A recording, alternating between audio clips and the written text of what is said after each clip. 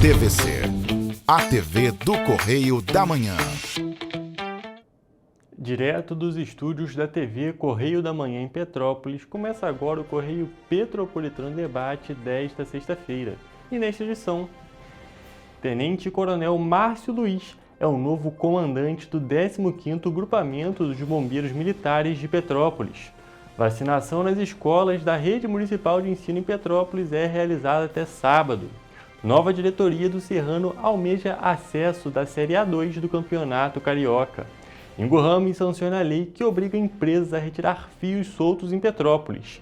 E o diálogo com o objetivo de destacar que alunos do Cefet RJ Petrópolis tiveram um artigo aprovado em Congresso Internacional.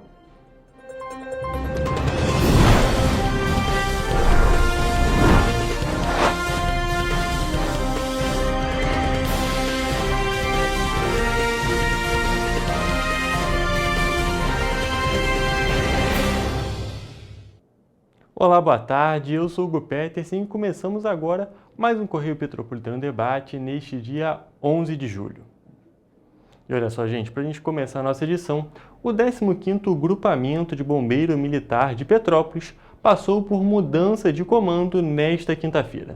A cerimônia foi realizada no Quartel do Retiro e contou com a presença de autoridades civis e militares de Petrópolis e do Estado. E a nossa repórter, Mariana Braga, esteve lá acompanhando tudo.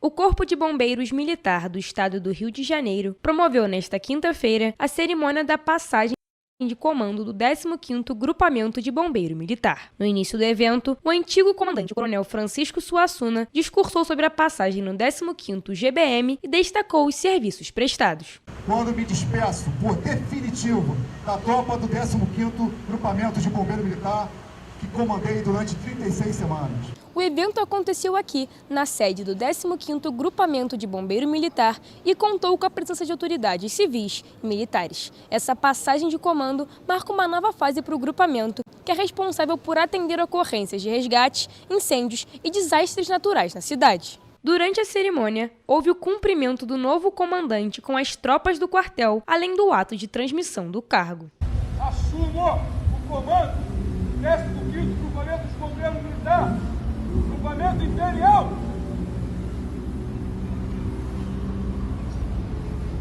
O tenente-coronel Márcio Luiz Huguenan, antes de assumir o 15º GBM, estava à frente do grupamento operacional do Comando Geral no Rio de Janeiro. Ele destacou o último grande serviço prestado na corporação. Que foi do camelódromo, que o grupamento conseguiu atuar de maneira eficiente, dando a pronta resposta, evitando a propagação e, de repente, a perda de um quarteirão inteiro comercial. O novo comandante disse que as expectativas para assumir o cargo em Petrópolis são altas, visto que os desafios serão grandes se considerar a posição geográfica do município. O desafio é muito grande de estar aqui na cidade de Petrópolis, cidade tão importante para o turismo, politicamente para o Rio de Janeiro, e é um desafio muito grande. Eu estou vindo para cá com coragem, boa vontade e com muita fé que a gente vai cumprir aí a altura da população fluminense com as nossas obrigações. O comandante disse também que a primeira ação à frente do quartel vai ser especializar ainda mais as tropas. Ele destacou ainda que o fechamento das estradas quando ocorrem fortes chuvas é uma prioridade e que o quartel conta com um automóvel especializado para esses casos. Então nós temos uma unidade móvel, né, que é um veículo de transporte de tropa, que ele consegue, é um veículo alto, consegue suportar, passar por inundações, consegue reunir, trazer a tropa para esses locais mais necessitados, né, de apoio de pessoal. Outro ponto abordado é o período de estiagem, onde historicamente ocorrem queimadas significativas na cidade. Ainda segundo o Corpo de Bombeiros, a Corporação e a Defesa Civil Municipal já estão com planos de ação para esse tipo de ocorrência. Na época de estiagem, que é extintos, né, temos grupamentos altamente capacitados, treinados, né, que trabalham conosco em cooperação, em treinamento também, né, que é o grupamento, o GESFAMA, né, o Grupamento de Socorro ao Meio Ambiente. A gente vai trabalhar com monitoramento, com a emissão de boletins meteorológicos, principalmente na parte de incêndio florestal. O vice-prefeito Baninho destacou a importância da troca de comando para o município. Então é muito válido essa troca de comando para que a gente possa impulsionar mais aí a segurança, né, para a nossa cidade, aí, a resiliência da nossa cidade. No fim da cerimônia, os militares desfilaram por um trecho da Avenida Barão do Rio Branco e voltaram para o quartel para cumprimentarem o novo comandante.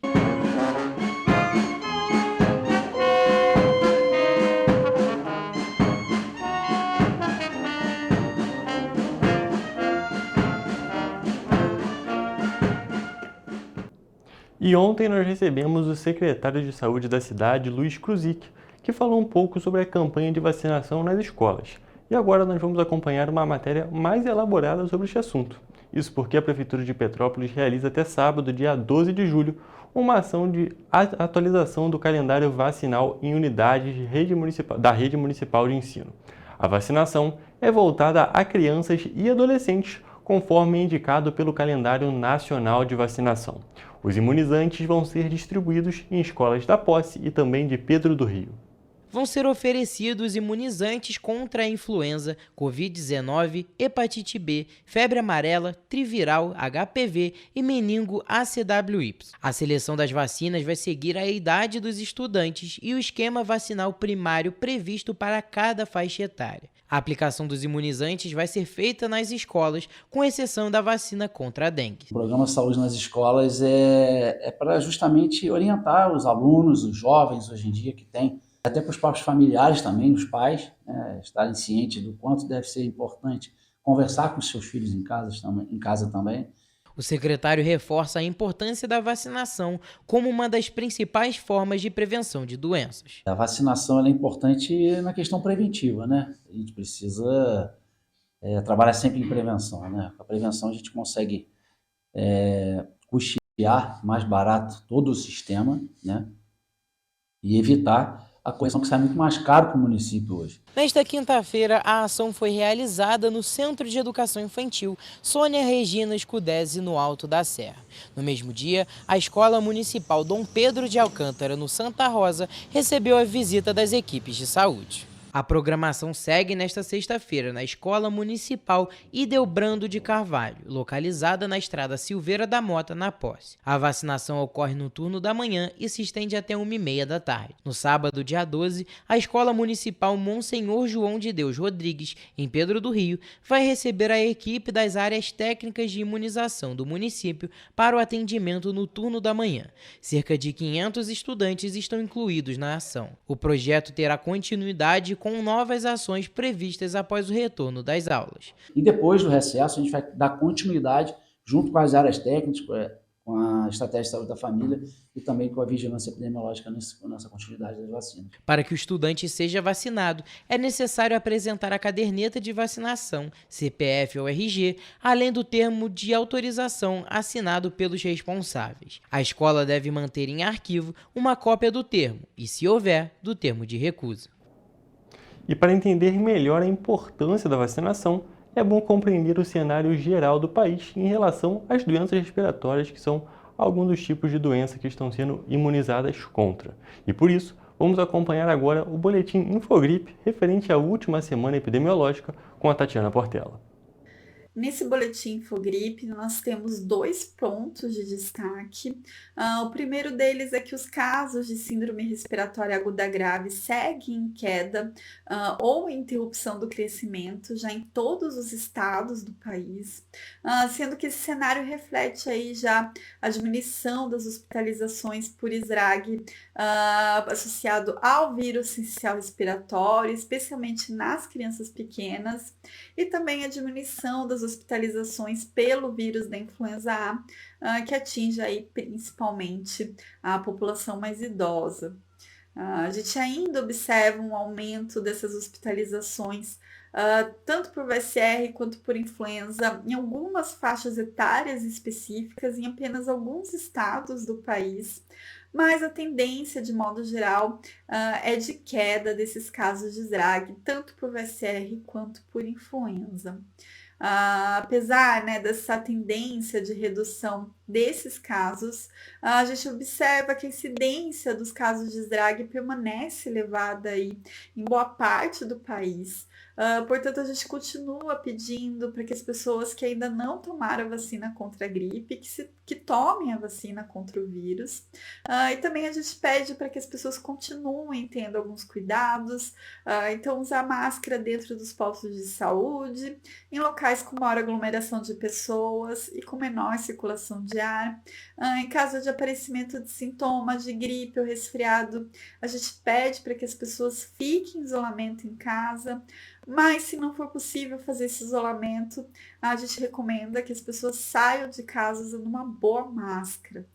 E também a gente pede aí para que as pessoas tenham uma etiqueta respiratória, então manter as mãos sempre higienizadas, cobrir a boca e o nariz com um lenço de papel ou o braço, né, em caso de espirro ou tosse, e também evitar compartilhar alguns utensílios de uso pessoal com outras pessoas. O segundo ponto de destaque do boletim Infogripe é que os casos de síndrome respiratória aguda grave por Covid-19 seguem em baixa e estáveis na maior parte do país. Mas a gente já tem observado o início, né, de crescimento desses casos de SDRAG por Covid-19 no estado do Rio de Janeiro. Esse aumento ainda é leve, não tem tido impacto importante nas hospitalizações por SDRAG no estado, portanto não é motivo de alerta, mas essa é uma informação importante para a gente ficar atento aí nas próximas semanas e observar se essa tendência de crescimento vai se sustentar nos próximos dias. Por conta disso, a gente vem aqui lembrar que alguns grupos precisam tomar doses de reforço da vacina contra a Covid-19 uma vez por ano ou até mesmo a cada 6 meses, dependendo do grupo.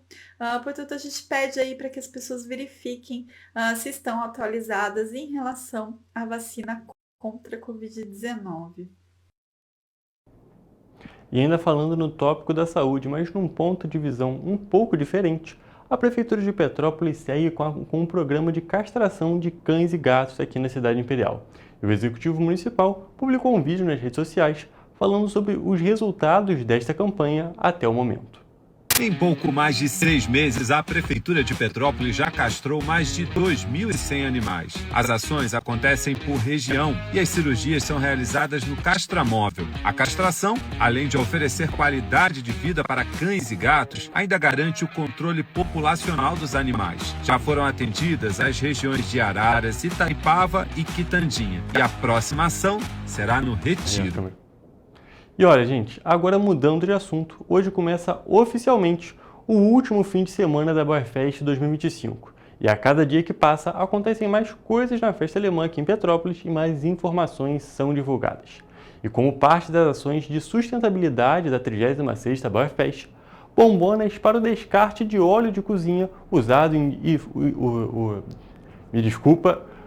bombonas para o descarte de óleo de cozinha que foi utilizado durante a festa foram disponibilizadas em pontos estratégicos por meio de uma parceria entre a Prefeitura e o projeto Incluir Petrópolis. A iniciativa visa garantir a destinação ambientalmente adequada do resíduo com benefícios diretos para o município. As bombonas estão disponíveis para os barraqueiros que atuam dentro do Palácio de Cristal, na Rua Alfredo Pachá, no Espaço Biergarten, que fica na Praça da Águia, na Casa de Educação Visconde de Mauá e também na Vila Germânica.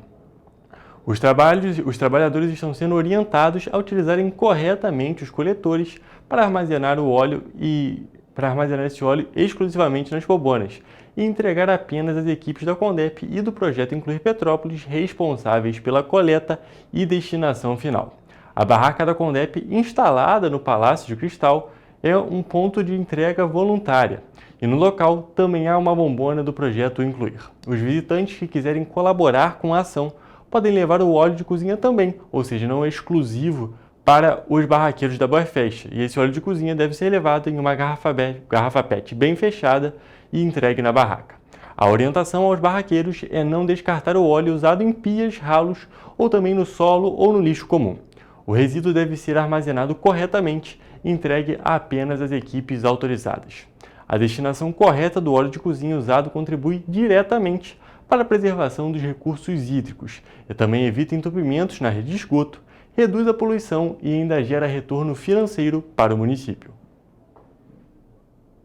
E, gente, ainda falando da Bauerfest, a final do Festival de Poesia da edição de 2025 foi realizada na noite de quarta-feira no Palácio de Cristal, reunindo estudantes finalistas das categorias Educação Infantil e também Juvenil. Esse festival é promovido pela Prefeitura com coordenação da escritora e também produtora cultural Catarina Maú. O concurso contou com ampla participação de escolas públicas e privadas e teve como tema central o bicentenário de Dom Pedro II, relacionando a história do imperador, a colonização alemã e a formação do município. A novidade deste ano foi a inclusão da categoria de Educação Infantil, incorporada a pedido das escolas, com foco na vivência pedagógica da história local. Os troféus confeccionados artesanalmente pela artista Flávia Miranda foram entregues aos estudantes no palco Koblenz como parte da programação da Bauerfest. A avaliação dos trabalhos incluiu critérios de autoria, oralidade e conexão temática. Vamos acompanhar agora algumas imagens do dia deste grande momento para a poesia petropolitana. Mais um ano estamos aqui com o Festival de Poesias da Bauerfest, um evento super esperado por todas as categorias. Nosso palco hoje vai ter aí acesso a muitas crianças, jovens e público adulto que prestigia ainda a poesia da nossa cidade. Concurso muito importante, até lá para o nosso 5º distrito, que tem outras escolas também que participam desse concurso. E a poesia, ela transforma. E hoje nós estamos aqui com as famílias reunidas aqui para prestigiar esse festival tão importante. É muito importante para mim também estar aqui, né? Porque eu gosto muito de declamar poesia. Esse festival muito legal, faz muita importância. Eu amo muito poesia desde pequena, eu gosto muito. E como você pôde ver, esse concurso foi realizado com alunos de escolas da cidade imperial. E ontem, dia 10 de junho, diretores da rede municipal de ensino participaram de um treinamento do uso do botão de pânico e também da organização das etapas de resposta em situações de risco. Esse encontro aconteceu na Casa de Educação Visconde de Mauá, reunindo representantes do Serviço de Atendimento Móvel de Urgência, o SAMU, da Defesa Civil, da Guarda Civil Municipal e do Centro Integrado de Monitoramento e Operações. A nossa repórter Mariana Braga vai trazer para a gente mais detalhes sobre esse encontro que aconteceu. Boa tarde, Mariana, tudo bem? Boa tarde para você, boa tarde também para quem nos acompanha. Bom, durante o treinamento foram apresentados os procedimentos que compõem a resposta às ocorrências, como acionamento, recebimento de notificações, deslocamento das equipes, acompanhamento e emissão de relatório. A capacitação foi organizada pela Secretaria de Educação, que orientou os gestores quanto à integração entre as escolas e os órgãos de segurança. As orientações incluíram também a atualização das rotinas internas das unidades para que os procedimentos sejam executados de forma integrada. Inclusive, o sistema de botão de pânico e videomonitoramento já está instalado em 191 escolas da rede municipal aqui de Petrópolis. O recurso funciona em tempo integral e permite que, em caso de emergência, um alerta seja enviado diretamente aos operadores do CIMOP. A partir desse acionamento, as imagens captadas pelas câmeras são acessadas em tempo real. As equipes da Guarda Civil, Polícia Militar, Bombeiros ou Defesa Civil são mobilizadas imediatamente conforme os protocolos estabelecidos.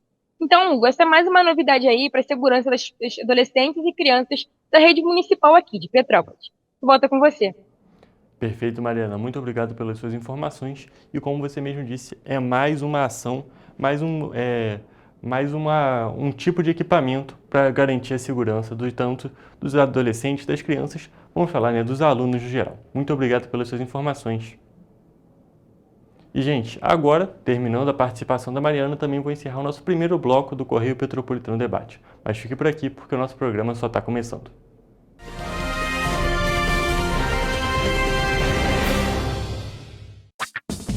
Enquanto você acha que alguma coisa deveria ser feita contra o racismo, a Alerj faz. As leis que você precisa, a Alerj faz. Baixe o aplicativo da Alerj e conheça seus direitos. Esse aí sou eu, há 18 meses estudando inglês. Cada passo no aprendizado foi uma porta que se abriu para o meu futuro. Sabe o conhecimento que você desenvolve hoje? Ele é a chave para novas oportunidades incríveis do amanhã. É o equilíbrio perfeito entre aprender e aproveitar cada momento dessa jornada empolgante. E agora, aqui estou eu, na minha tão sonhada vaga em uma multinacional. O inglês abre portas. Fale Minds. Para ter mais qualidade de vida, conte com a maior rede de academias de Petrópolis. Aqui na Cooper, com uma mensalidade, você utiliza todas as unidades: Centro, Bingen, Itamaraty e Itaipava. Com planos a partir de R$ 95,00. A academia oferece ambientes modernos para você cuidar da sua saúde com segurança. Os espaços contam com dezenas de aparelhos de musculação, diversos equipamentos para aeróbico e funcional, além, é claro, de profissionais qualificados e uma extensa grade de aulas coletivas, que inclui dança, bike, jump, wolf fit, step fit, entre outras. Nossas estruturas são equipadas com salas de musculação e aulas coletivas, salas de avaliação física e nutricional, vestiários e estacionamentos amplos. Venha nos fazer uma visita e surpreenda-se! Rio de Janeiro, atração o ano inteiro. Tem descanso, tem folia, noite e dia, alegria, sol e praia, diversão. No prato ou copo, a festa, o bar, museu ou bloco. Show, cultura, história, gravado na memória e no seu coração. Rio de Janeiro, vem se apaixonar.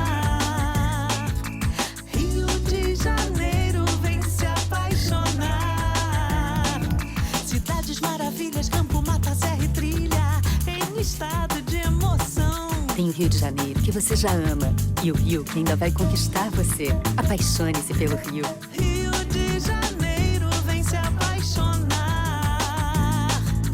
Rio de Janeiro, vem se apaixonar. Governo do Estado do Rio de Janeiro. Enquanto você acha que alguma coisa deveria ser feita contra o racismo, a Alerj faz. As leis que você precisa, a Alerj faz. Baixe o aplicativo da Alerj e conheça seus direitos.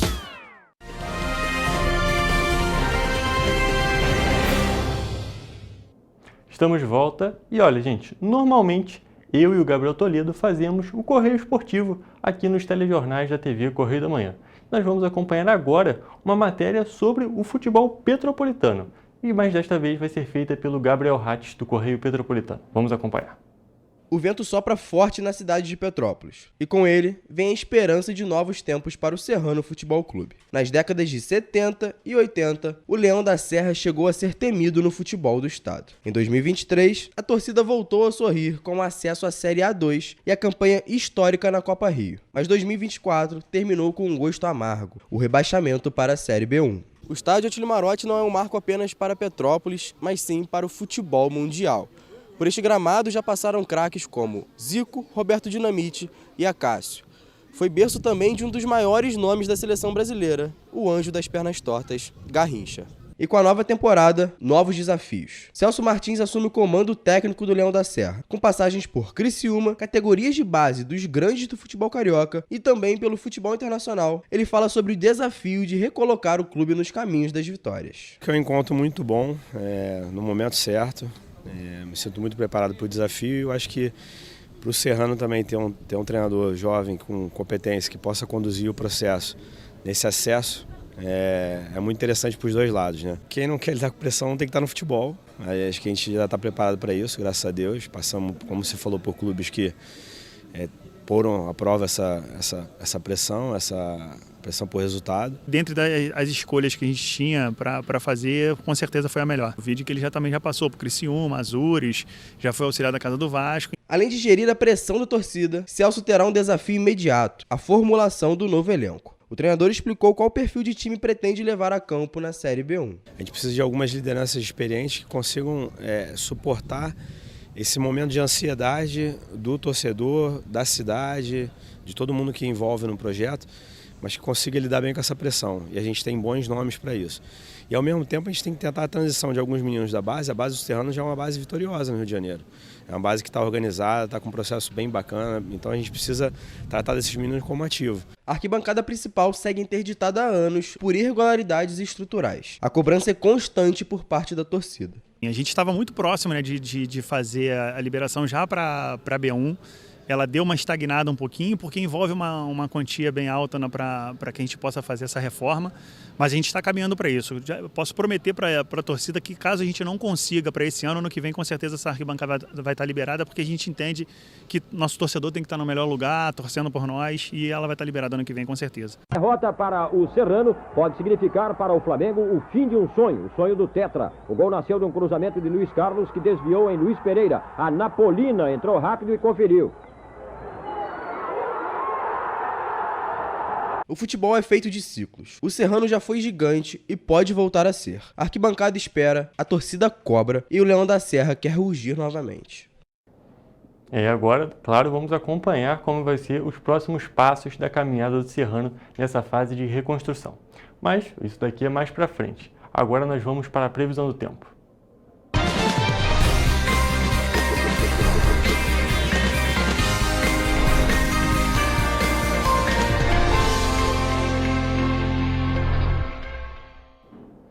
Hoje é sexta-feira, então é dia da previsão mais aguardada da semana, a previsão para o sábado e para o domingo. Então a gente já está aqui ao vivo com o Jonathan Joras, que vai trazer essas informações para a gente. Boa tarde, Jonathan, tudo bem? Como é que fica o tempo neste fim de semana nas cidades da nossa região de cobertura? Hugo, uma boa tarde para você, uma boa tarde aos nossos telespectadores. Bom, vamos começar por Nova Friburgo na nossa previsão do tempo. Sábado tem previsão de sol com muitas nuvens e possibilidade de pancadas de chuva à tarde e à noite. Já no domingo, o dia será de sol e muitas nuvens à tarde. À noite o céu ainda fica com muita nebulosidade, mas não chove. Nos 2 dias as temperaturas devem variar entre a mínima de 10 e a máxima de 18 graus Celsius. Em Teresópolis, a previsão para os 2 dias do fim de semana é a mesma. Serão dias de sol com muitas nuvens durante o dia e períodos de céu nublado e noite com muitas nuvens. Os termômetros devem variar entre a mínima de 11 e a máxima de 18 graus Celsius, tanto no sábado quanto no domingo. Em Petrópolis, na cidade imperial, a previsão para amanhã é de sol com muitas nuvens e possibilidade de pancadas de chuva à tarde e à noite. Já no domingo, sol com muitas nuvens durante o dia e períodos de céu nublado. E já na parte da noite será um céu com muitas nuvens, mas sem previsão de chuva. Nos 2 dias as temperaturas devem variar entre a mínima de 11 e a máxima de 18 graus Celsius. Em Paraíba do Sul, os 2 dias têm a mesma previsão. O sábado e o domingo serão dias de sol com muitas nuvens durante o dia e períodos de céu nublado, e noites com muitas nuvens, né? Fica aí essa diferença. As temperaturas também serão parecidas. No sábado, a mínima será de 14 e a máxima de 23 graus. No domingo, a mínima é de 14 e a máxima é de 22 graus. E para finalizar, no município de Três Rios, o fim de semana será como Paraíba do Sul. Nos 2 dias, a previsão é de sol com muitas nuvens durante o dia e períodos de céu nublado que seguem até o período da noite. Os termômetros também devem variar no sábado entre a mínima de 14 e a máxima de 23 graus Celsius. E no domingo, a mínima de 14 e a máxima de 22 graus Celsius. Hugo, é bem diferente da previsão que a gente conversou ontem, que seria para hoje, né? Ontem a gente informou que teria possibilidade de geada em Friburgo, agora já tem possibilidade de pancadas de chuva. Curioso, né? É verdade, Jonathan. A gente está vendo que o tempo está ficando um pouco mais normal, né? A geada era bem comum. A pancada de chuva, apesar de a gente estar no inverno, é algo comum de acontecer. E um outro ponto que eu quero destacar é que é um fim de semana de muita estabilidade. Petrópolis, Teresópolis e também Nova Friburgo tem exatamente a mesma mínima e a mesma máxima para os 2 dias da semana, no caso de cada cidade, né? A mesma mínima para Teresópolis no sábado é a mesma do domingo e assim por diante. Então a gente vê que é um fim de semana de muita estabilidade térmica. Frio, a gente tem frio em todas as cidades da nossa região de cobertura, nenhuma tem temperatura máxima acima dos 23 graus, mas vai ser um frio aquele negócio, não vai te surpreender, porque o frio que vai estar no sábado é esperado que também esteja no domingo. Então, Jonathan, muito obrigado pelas suas informações e agora você já pode se planejar um pouco melhor. Daqui a pouquinho tem também agenda cultural no Correio Petropolitano na TV Primeira Edição. Então, você já sabe que para se planejar, você se planeja com essas temperaturas um pouco mais frias. Gente, agora eu vou encerrar nossa previsão do tempo para o fim de semana.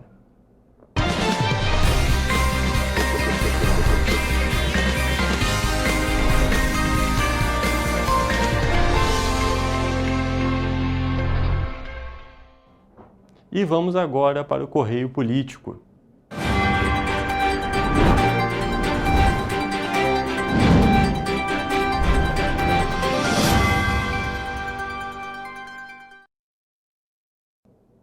O prefeito de Petrópolis, Ingo Rames, sancionou a Lei nº 9.046 de 2025, que altera regras municipais para obrigar empresas e concessionárias que operam com cabeamento aéreo de telefonia, internet, TV a cabo e energia elétrica a manterem os fios alinhados e a retirarem os cabos sem uso dos postes da cidade. Esse projeto é de autoria do vereador Marquinhos Almeida e atualiza a legislação municipal de 2019. A lei, aprovada pela Câmara no mês passado, reforça a responsabilidade das empresas pelo ordenamento da fiação nos postes, com penalidades mais rigorosas para quem descumprir as regras.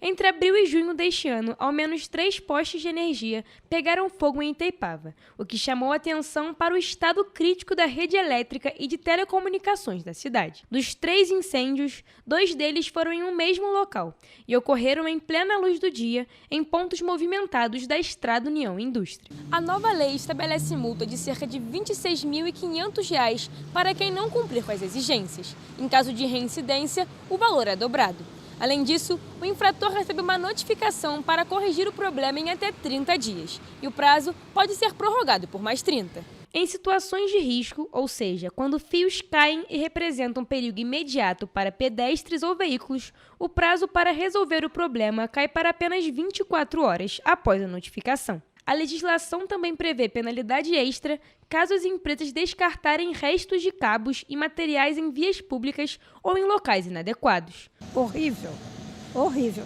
Mas não pode fazer nada. Fica muito feio. Fica enfeiando a cidade. Não é só aqui não, qualquer lugar que você chega, você vê isso aí. É muito feio isso aí, gente. Não é uma cidade imperial? Se é uma cidade imperial, esses fios tinham que estar tudo mutuado, bonitinho, de jeitosinho. Outro ponto é que os custos para realizar o alinhamento ou a retirada dos fios são exclusivamente das empresas responsáveis, sem qualquer cobrança aos consumidores. Com a atualização, passam a ser incluídos os cabos de telefonia, internet, TV a cabo, energia elétrica e serviços similares que utilizem rede aérea. A lei busca combater o emaranhado de fios, melhorar a paisagem urbana e aumentar a segurança, evitando quedas e acidentes com cabos soltos. Se sair pegar fogo, sai pegando fogo em tudo. Juntar galhos, começar a pesar e cair, né?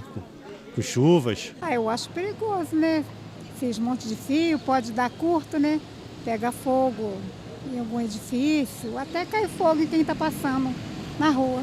Pode cair um fio aí, ou está passando, ele cair em cima de mim. Ele pode causar um incêndio em qualquer imóvel daqui. Porque às vezes a gente pode encostar num fio desse, bater na cabeça da gente, aí dá um choque, aí a gente morre de repente, né? Uma alternativa para reduzir os riscos e a poluição visual seria o enterramento dos fios de alta tensão. A obra tem 4 etapas, entre elas a instalação de dutos, passagem dos cabos, ligação das redes de média e baixa tensão e, por fim, a colocação das chaves das redes. Debaixo da terra é menos perigoso, né? Por que não faz igual fizeram aqui no centro histórico, subterrâneo, né? Seria uma solução, né? Eu acho, é uma boa passar o fio por baixo, subterrâneo. Em Petrópolis, as obras para enterrar a fiação foram iniciadas em gestões passadas na Rua do Imperador, no centro. Em 2018, por exemplo, houve promessa de retomada, mas sem recursos, o trabalho não avançou. E a nossa equipe entrou em contato com a atual gestão municipal para saber se há algum projeto de enterramento dos fios. E, além disso, foi questionado sobre outros pontos essenciais para a efetivação da nova lei. Mas até o fechamento dessa edição, não tivemos resposta. E esse foi o nosso Correio Político de hoje.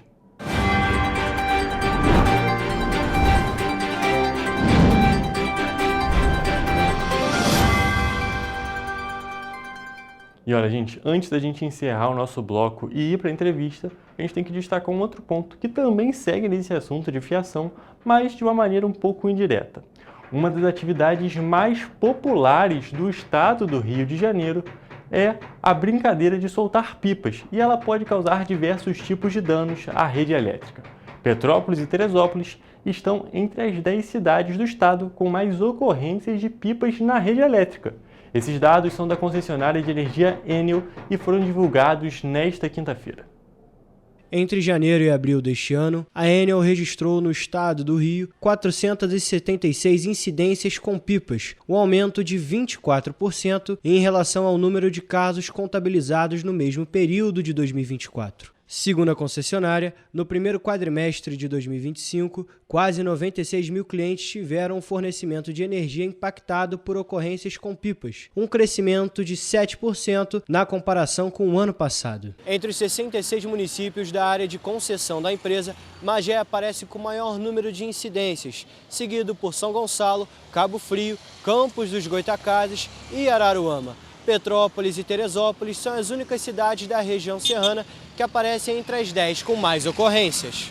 De acordo com a Enel, as linhas das pipas que ficam enroscadas na rede elétrica provocam desgaste na fiação e podem causar curtos-circuitos. O mais indicado, segundo Fábio Damasceno, gerente do Centro de Operações do Sistema da Enel Rio, é empinar pipas em espaços abertos e afastados de fiações. Soltar pipas perto da rede elétrica é muito perigoso.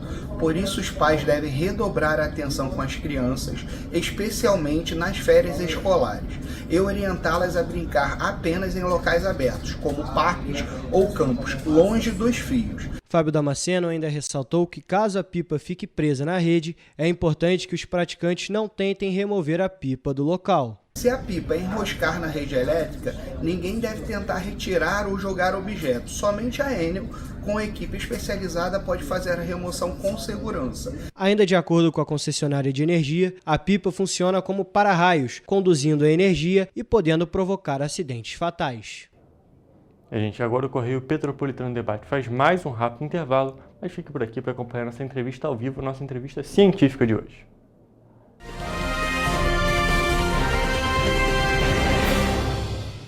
Petrópolis, uma cidade histórica, que agora tem um novo ponto de conexão. O Correio Petropolitano se renovou e leva o que de mais importante acontece na cidade, de maneira mais ágil e acessível. Acesse as notícias de Petrópolis de maneira rápida e prática, onde quer que você esteja. Fique por dentro dos acontecimentos da cidade, da política, da cultura e muito mais. Correio Petropolitano. A informação de qualidade a um clique de distância. Acesse www.correiopetropolitano.com.br.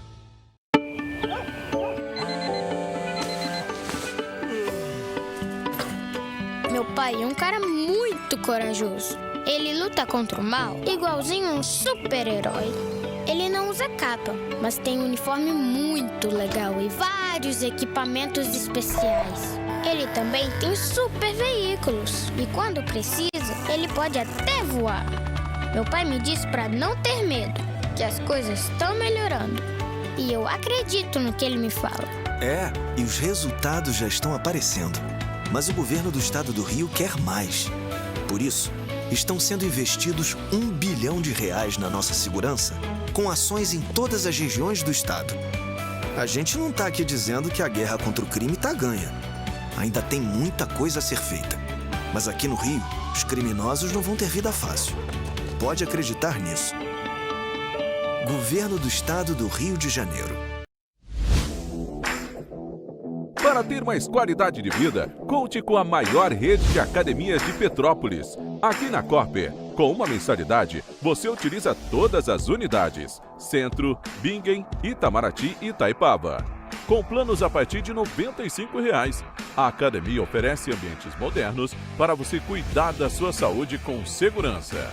Os espaços contam com dezenas de aparelhos de musculação, diversos equipamentos para aeróbico e funcional, além, é claro, de profissionais qualificados e uma extensa grade de aulas coletivas, que inclui dança, bike, jump, wolf fit, step fit, entre outras. Nossas estruturas são equipadas com salas de musculação e aulas coletivas, salas de avaliação física e nutricional, vestiários e estacionamentos amplos. Venha nos fazer uma visita e surpreenda-se!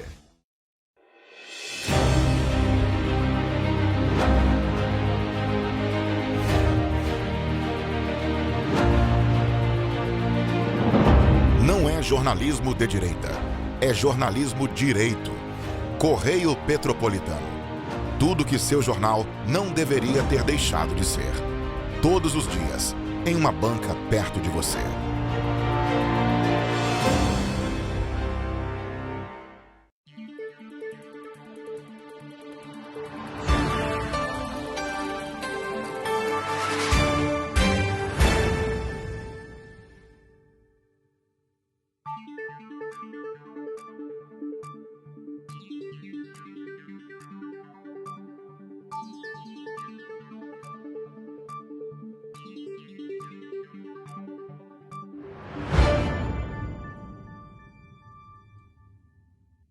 Ensinar inglês na pré-adolescência exige diferentes estímulos no aluno. O curso Kids and Teens a Mais conta com professores especializados que abordam inglês de maneira lúdica e objetiva. Através de 4 módulos, conduzimos os alunos de 9 a 14 anos do nível básico para o avançado, oferecendo total segurança na hora de se comunicar e argumentar em inglês, inclusive ser capaz de realizar futuros exames de certificação. Na Minds English School, você aprende o inglês que te leva longe.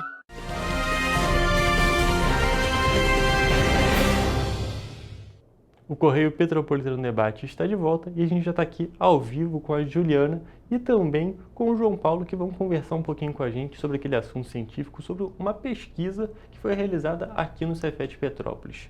Boa tarde, gente, tudo bem? Boa tarde, Hugo, tudo bem? Então, para a gente poder começar, para o público poder conhecer vocês mesmo, pedir para vocês se apresentarem, por favor. Então, Hugo, eu sou o João Paulo Fernandes, eu sou professor do Cefet aqui na unidade de Petrópolis. Leciono no curso de licenciatura em Física e Matemática. Inicialmente gostaria de agradecer a oportunidade de estar falando um pouquinho aqui sobre o trabalho que a gente desenvolve lá no Cefet. Prazer receber vocês aqui. E você, Juliana? Eu sou a Juliana, sou aluna do penúltimo período da Física, da licenciatura em Física lá no Cefet. Muito obrigada também pela oportunidade da gente conseguir falar um pouquinho desse trabalho aqui para vocês. Perfeito, gente. Então, para a gente poder começar a nossa entrevista mesmo, a gente está falando de um artigo, né? Uma pesquisa. Vocês podem falar um pouco sobre essa pesquisa? Sim, no fundo, essa pesquisa ela foi desenvolvida dentro de um contexto de uma disciplina, né, do curso de Física, né, de licenciatura em Física. Ele foi submetido para um congresso, que é o Congresso Internacional de Formação de Professores de Ciências, que acontece de forma bienal, né, a cada 2 anos. E aí, nessa edição em específico, nesse ano, ele vai acontecer no Brasil, em Fortaleza, né? É importante ressaltar que esse congresso é um congresso que tem um crivo de avaliação que é relativamente alto, né? Existe um comitê científico que avaliou essa produção e esse trabalho ele foi aprovado para poder ser apresentado em outubro. E Juliana, sobre o que é essa pesquisa? Então, essa pesquisa, a gente fez uma busca na literatura brasileira, né, para ver o que a gente encontrava sobre a avaliação, né, atividades avaliativas, né, porque no contexto do ensino de ciências, de física, né, se a gente via, o que a gente vê na literatura sobre questões sociocientíficas. Que essas questões sociocientíficas são questões que envolvem a sociedade, a ciência, como que a ciência pode influenciar na sociedade. E a gente utiliza essa abordagem no ensino de física, de ciências de modo geral, para promover o engajamento dos alunos, né? Pode ter um engajamento social, por exemplo, utilizando temas que são controversos. Um exemplo que a gente tem por exemplo, que a gente fez uma atividade para a construção de um pluviômetro aqui na cidade. Que, né, a gente sabe que sofre com chuvas constantes, né, e um pluviômetro caseiro, super simples de ser feito. A gente conseguiu fazer essa atividade em um contexto de uma educação de jovens e adultos, e isso promove, ela dá um retorno, né, a comunidade quando a gente utiliza essa abordagem das questões sociocientíficas. Perfeito, muito bom a gente ver esse trabalho. E como é que está sendo a realização desse projeto? Vocês já fizeram um artigo e agora que ele foi aprovado nesse congresso, como é que está a sensação, como é que vocês estão vendo isso? Quer falar? A sensação foi, assim, foi muito positiva, né? Nós escrevemos em 5 alunos, com a orientação do professor João Paulo. Então, assim, como ele disse, né, tem um crivo alto para avaliar. E quando foi aceito, a gente ficou extremamente feliz, extremamente empolgado, porque é um congresso bastante importante para a área, né? Ser professor já é uma questão, assim, a gente enfrenta diversas dificuldades, mas a gente está aí acreditando no que a gente pode fazer, né? E produzindo ciência junto com isso. Perfeito. E para você, como professor, que você foi o orientador desse projeto, como é que você vê também nesse quesito da sensação?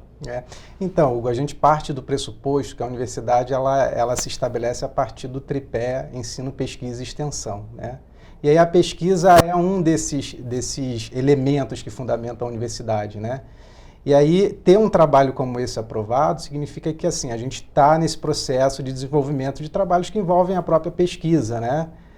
E a aprovação indica para a gente também que esse trabalho ele tem um rigor que é teórico, que é metodológico, né? E assim, esse movimento é um movimento que é muito comum na pós-graduação, né? Na graduação a gente ainda tem um movimento que ainda é muito inicial, né? E ver os alunos ainda da graduação publicando esse trabalho, o trabalho sendo aprovado e agora apresentando, né, para a gente traz um elemento que é muito importante e significativo, tanto para o Cefet quanto para o curso também, né? E agora falando especificamente da pesquisa, qual é a importância de receber esse reconhecimento, de ser aprovado para a pesquisa em si?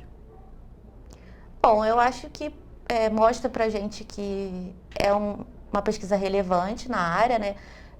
Que ela precisa ser aprofundada também, né? Então é interessante porque como a gente fez uma revisão de literatura, né? A gente foi buscar artigos que falavam sobre isso.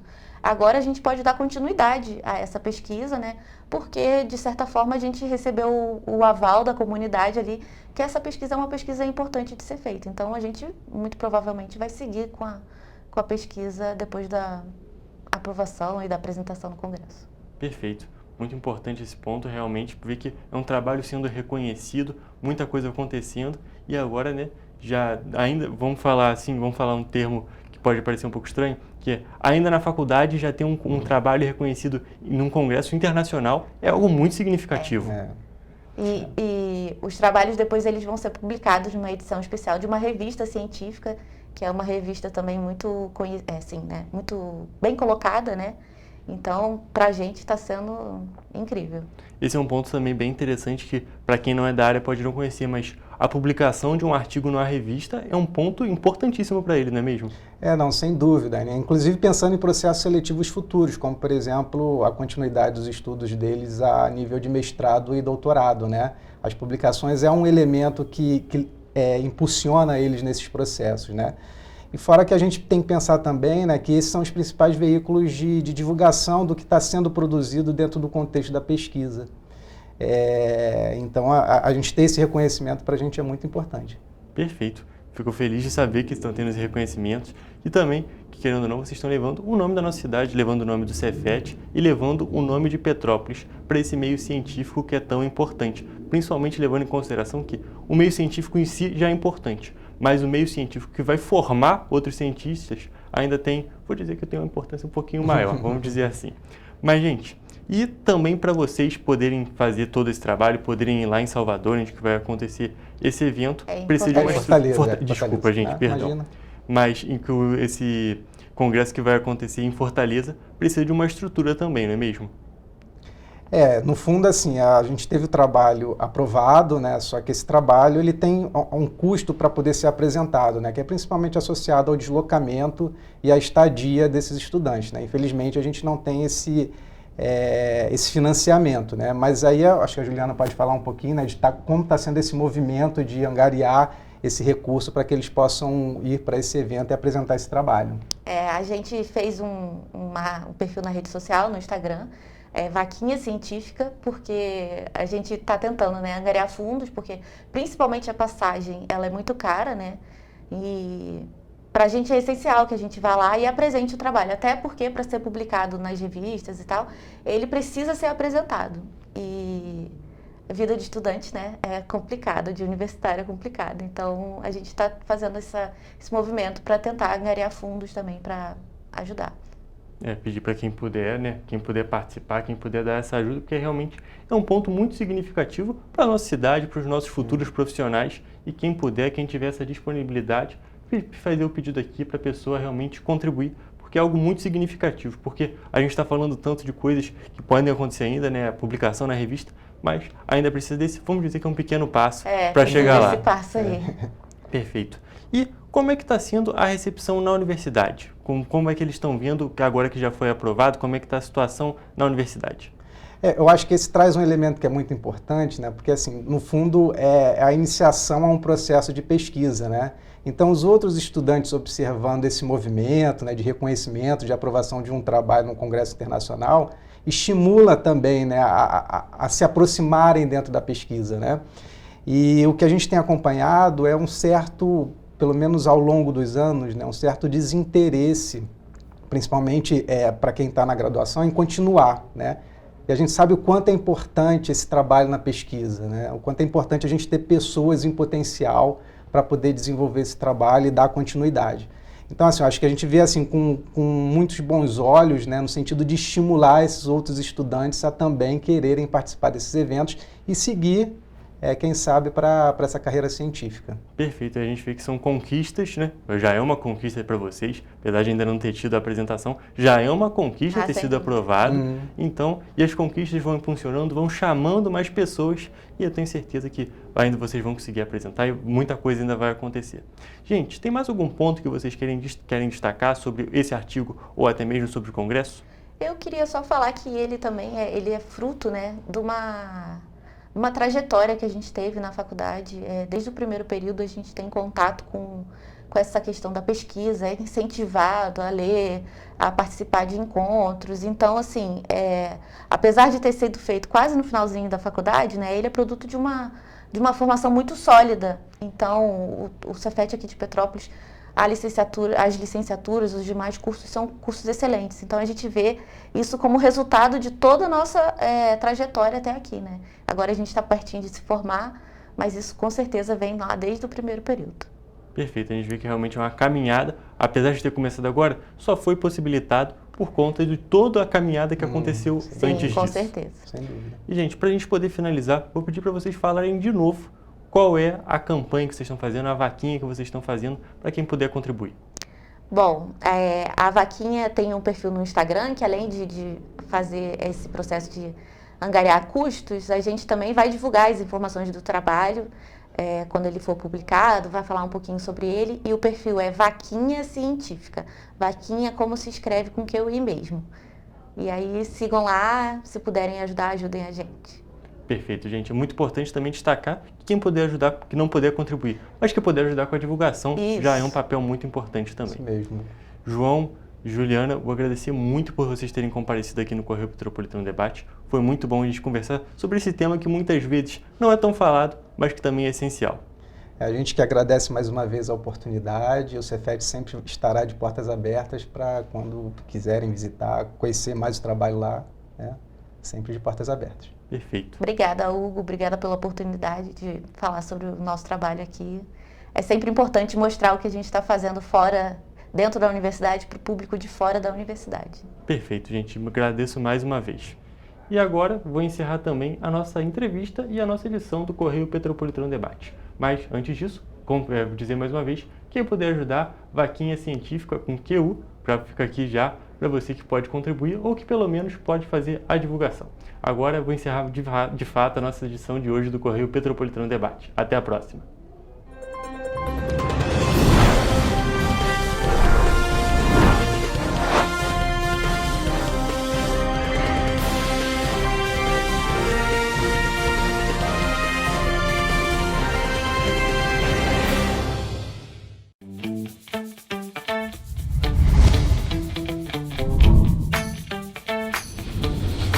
TVC, a TV do Correio da Manhã.